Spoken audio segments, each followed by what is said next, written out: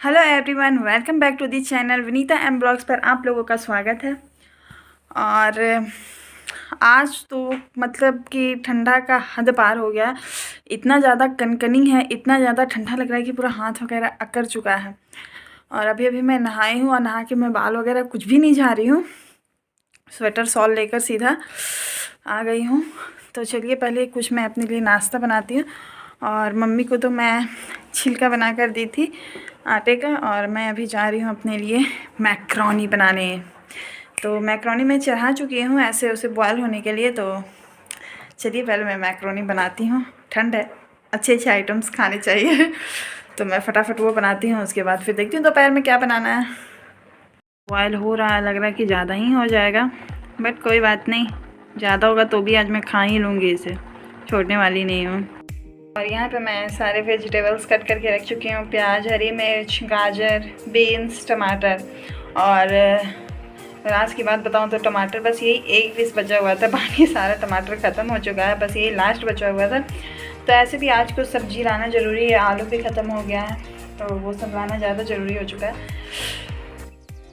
मैं मैक्रोनी बहुत ही सिंपल तरीके से बनाती हूँ। कढ़ाई में रिफाइंड ऑयल डाली, रिफाइंड ऑयल गर्म होने के बाद जो भी वेजिटेबल्स चॉप करके मैं रखी थी वो सब कुछ मैं एक ही साथ डाल दी हूँ। फिर टमाटर भी मैं तुरंत डाल दी थी, और फिर उसमें मैं नमक डाल दी अपने टेस्ट के अकॉर्डिंग, और ब्लैक पेपर, जीरा पाउडर, थोड़ा सा टर्मरिक पाउडर, थोड़ा सा धनिया पाउडर वगैरह डाल के मैं उसे अच्छे से सौटे कर लेती हूँ।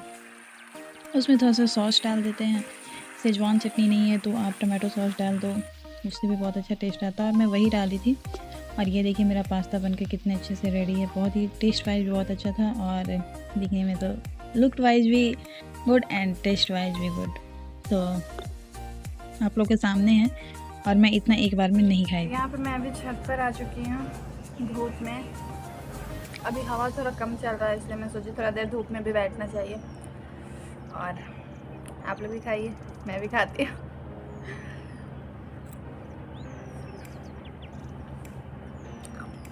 अच्छा बना, इतना सा नमक कम है, फिर चलेगा, क्योंकि हम लोग थोड़ा नमक तेज खाते हैं। और जो लोग नमक मीडियम खाते हैं उनके लिए सही है, एकदम थोड़ा सा कम है, चलेगा इतना। देखिए मैं अपने खाने की बुराई नहीं कर रही हूँ ना, नमक कम है तो मैं बता दी सच सच।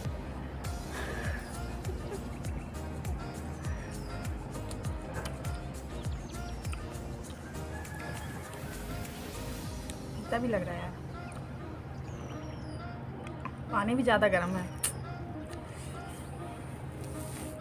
और अभी टाइम काफ़ी ज़्यादा हो रहा है, 11 सवा 11 हो रहा होगा। और आज फिर से मुझे मेथी का पराठा बनाना है, तो उसके लिए फिर से मुझे मेथी भी तोड़ना होगा, क्योंकि सब्ज़ी में मेरे घर में अभी बस पत्ता गोभी, बीन्स और मेथी का पत्ता रखा हुआ था, मतलब साग बंडल। तो बीन्स में भी जब तक आप आलू ना डालो तब तक अच्छा नहीं लगेगा, मतलब अच्छा लगेगा पर बीन्स मुझे घर में ज़्यादा पसंद है और किसी को नहीं, मम्मी को भी उतना पसंद नहीं है और मुझे ज़्यादा पसंद है। फिर पत्ता गोभी में भी यदि आप उसमें आलू नहीं डालोगे तो वो भी फीका लगता है, ऐसे अच्छा लगता है, बट आलू हर सब्ज़ी का राजा होता है, पता ही होगा। मतलब आलू हर सब्ज़ी में जा सकता है, यहाँ तक कि नॉनवेज में भी जाता है, तो इसलिए आलू होना कंपलसरी है। और वही हम कल ख़त्म कर चुके थे, और फिर कल शाम में मतलब कि हिम्मत नहीं हुआ कि जाएं लाने के लिए, तो पहले मैं इसे खा लेती हूँ, फिर मैं आप लोगों से बातें करती हूँ।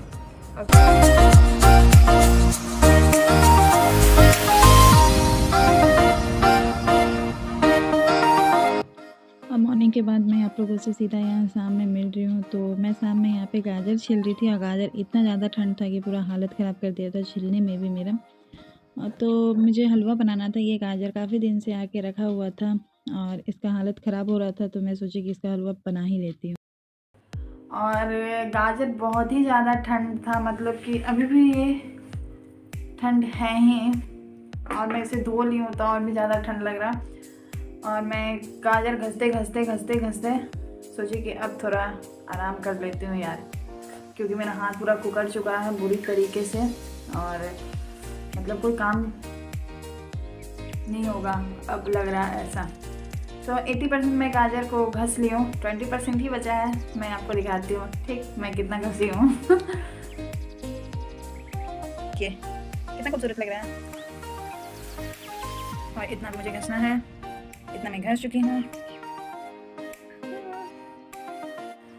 और अब जितना बचा है उसे भी मैं घस ही लेती हूँ, क्या 2-4 ठो रहने देना है, उसी को भी घस के ख़त्म ही करती हूँ। फिर उसके बाद मुझे मावा बनाना होगा।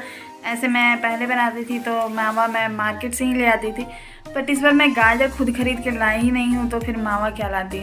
तो मावा पहले मैं घर में बना लेती हूँ, क्योंकि गाजर के हलवे में जब तक आप मावा ना दो तब तक मज़ा नहीं आता।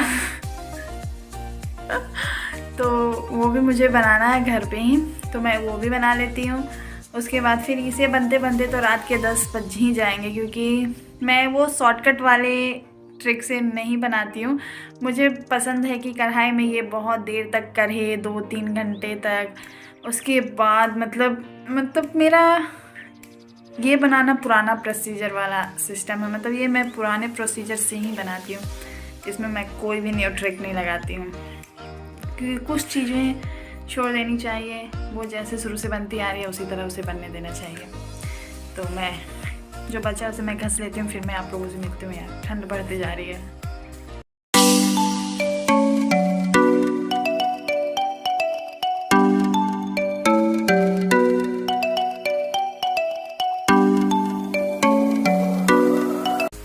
और अभी मैं कुछ देर पहले ही कढ़ाई में गाजर और दूध को डाल दी हूँ, गाजर को गलने के लिए। दूध के साथ दूध भी सूखेगा, गाजर भी गलेगा।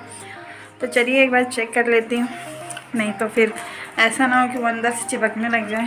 ऐसे दूध तो मैं बहुत सारा दे दी हूँ, फिर भी एक बार चेक कर लेती हूँ।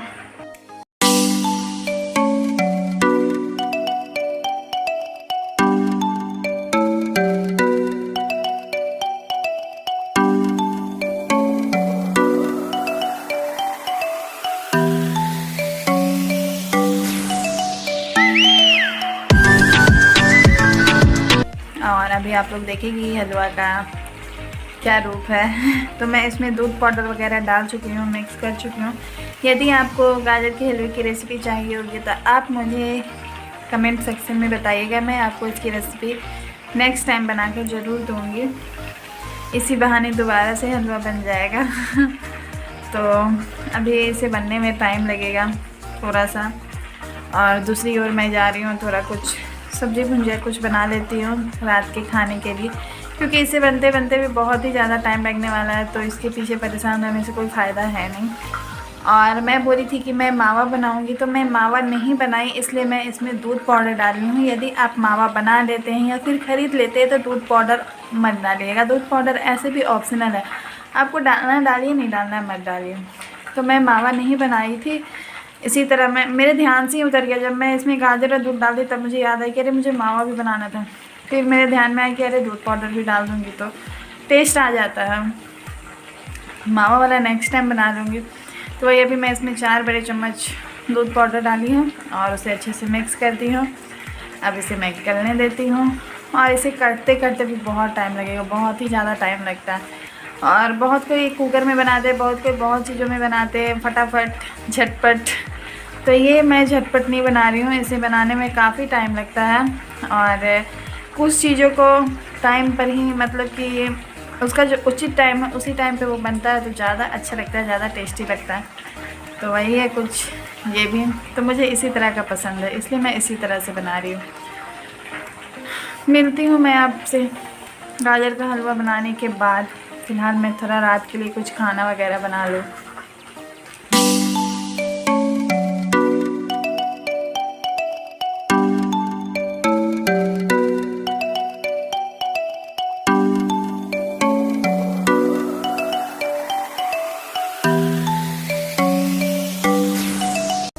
फाइनली हलवा रेडी हो चुका है, तो मैं आप लोगों को हलवा का फाइनल लुक दिखाती हूँ कि हलवा कैसा दिख रहा है। मुझे थोड़ा गीला टाइप का पसंद है, पूरा सूखा वाला पसंद नहीं है, तो मैं थोड़ा गीला टाइप का ही बनाई हूँ। तो मैं आपको दिखाती हूँ हलवे का फाइनल लुक। जब तक मैं हटूँगी नहीं तब तक वो दिखेगा नहीं, इसलिए मुझे हटना होगा।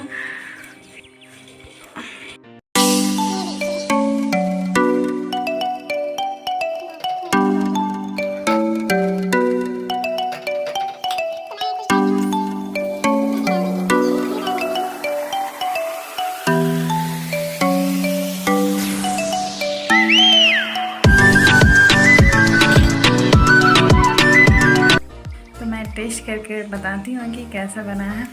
ऐसे अभी तक मैं टेस्ट नहीं की हूँ, बट मैं टेस्ट करके बताती हूँ। सबसे पहले मैं ही टेस्ट करती है, मैं बहुत मेहनत की हूँ, इससे पहले मुझे टेस्ट करना बनता है, तो पहले मैं टेस्ट करती हूँ।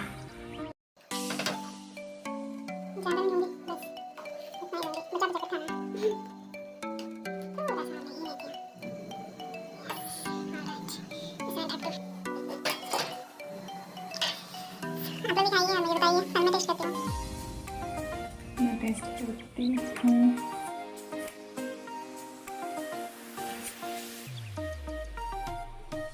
यार अभी बहुत ही ज़्यादा गर्म है।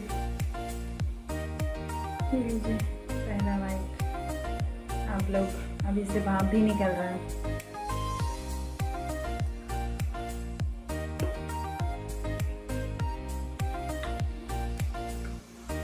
औसम यार, मतलब मुझे लगा था कि मैं इसमें घी वी का उतना यूज़ नहीं कर रही हूँ, तो आई थिंक उतना अच्छा नहीं बनेगा, और बहुत ही अच्छा बना। बिना घी के भी अच्छा बनता ही है। मैं बिना घी का आज से 2-3 साल पहले बनाई थी, फिर उसके बाद मैं उसमें घी डालती थी, कुलकस घी डालती थी, बट इस बार बहुत कम डाली है।